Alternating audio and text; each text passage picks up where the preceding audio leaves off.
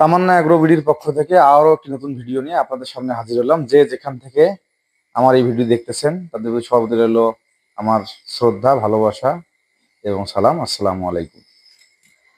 আসলে তামান্না অ্যাগ্রোবিডি বিভিন্ন ধরনের কাজ করে থাকে গরু নিয়ে। তার মধ্যে একটি হচ্ছে জাত উন্নয়ন।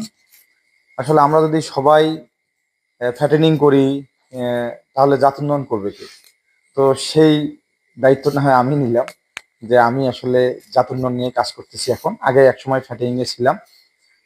সফল কিংবা ব্যর্থতা সেটা কিছুই বলবো না, কিন্তু আমার কাছে মনে হয়েছে যে আমি জাত উন্নয়নে মনে হয় ভালো করব, কিংবা এটার প্রতি আমার একটা বিশ্বাস আছে যে আমি এখানে আমার ভালো প্রফিট হবে। তো সেই আলোকে আমি আসলে জাত উন্নয়ন নিয়েই কাজ করার চেষ্টা করতেছি। যদিও না ফ্যাটেনিং একেবারে আমি ছেড়ে দেইনি, ফ্যাটেনিং আমার আছে। আমি এখন আপাতত মহিষ ফ্যাটেনিং করতেছি, গরু ফ্যাটেনিং করতেছি না, আমি গরু থেকে জাত উন্নয়ন করতেছি আর কি। তো আমি একটা বিষয় আপনাদের সাথে শেয়ার করতে চাচ্ছিলাম, সেটা হচ্ছে যে এই যে আমার সাথে একটা যে আমার গাভী দেখতে পাচ্ছেন, এটা একটা শাহিওয়াল গাভী। তো আসলে এই গাভীটা আমি গাভী কিনে এটা একটা বকনা কিনেছিলাম গত 2 বছর আগে। এই বকনা কেনার পরে আল্লাহর অশেষ রহমতে আমার খামারে আসার 10 থেকে 15 দিনের মধ্যে এটা হিটে আসে। এবং প্রথমবার এসে কনসেপ্ট করার পরে এই এই এই গাভীটা আমাকে একটা সুন্দর বকনা বাছুর দেয়, যেটা আপনাকে আমার দেখাবো এই মুহূর্তে। আসলে একটু দেখান তো একটু। এই যে একটা আমার একটা বকনা বাছুর দিয়েছিল ওর ওর মা, ওই গাভীর মেয়ে এটা আর কি। তো এই এটার বয়স আজকে 14 মাস। 14 মাসেই এ প্রথমে হিটে আসছিল। তো প্রথম হিটে আমরা আসলে একে কনসেপ্ট করাই নাই।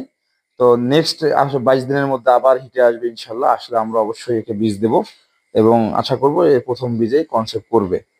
কিন্তু এই বাচ্চার পরে আবার আমার যে গাভীটা, আমি যে গাভীটাকে আপনাকে একটু আগে দেখাইলাম, যে এই এই গাভীটা আবার এটা নতুন করে সুন্দর সুন্দর একটা বাচ্চা, বকনা বাচ্চা আবার একটা হয়েছে এই 10 দিন আগে। তো এই বাচ্চাটা আসলে 10 দিন আগে আবার হয়েছে। তাহলে আমি যে যে জন্য এই বিষয়টা আপনাদেরকে দেখানোর চেষ্টা করতেছি, সেটা হলো যে এই যে একটা আপনি বকনা কিনেছিলাম, এই বকনাটা কিনেছিলাম 2 বছর আগে শুধুমাত্র 57,000 টাকা দিয়ে। সেই 57,000 টাকা থেকে এই বকনা কিনলাম, একে 2 বছর লালন পালন করলাম। এর খাবারের রেশন খুব একটা জটিল নয়, খুব সাধারণ খাবার খায়।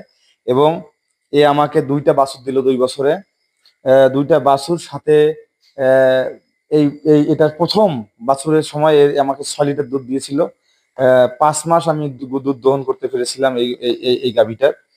তো ও যে দুধ দিয়েছিল সেই দুধের টাকা দিয়ে ও 1 বছর লালিত পালিত হয়েছে।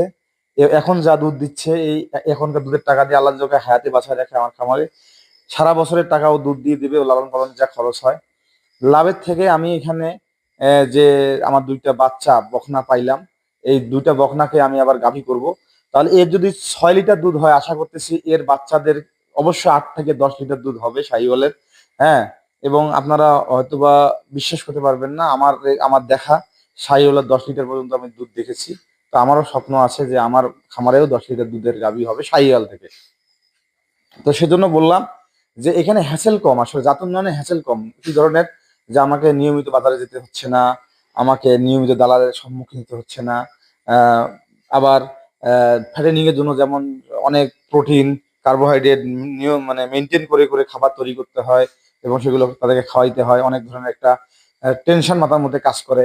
হ্যাঁ, একে যদি আমি একদিন একটু দুর্বল খাবার দেই, শুধুমাত্র ধানের কুড়া দিই, তারপর আমার কোনো টেনশন নাই, আমার খেয়ে থাকবে, এ বেঁচে থাকবে, অসুবিধা হবে না। কিন্তু একটা ফ্যাটেনিং এর গরুকে যদি আপনি একদিন খাদ্য ভালো দিতে না পারেন, সেক্ষেত্রে কিন্তু ও আসলে আপনাকে ভালো রেজাল্ট দেবে না, বরং ও ডাউনে চলে যাবে, মাইনাস হবে ওর জন্য।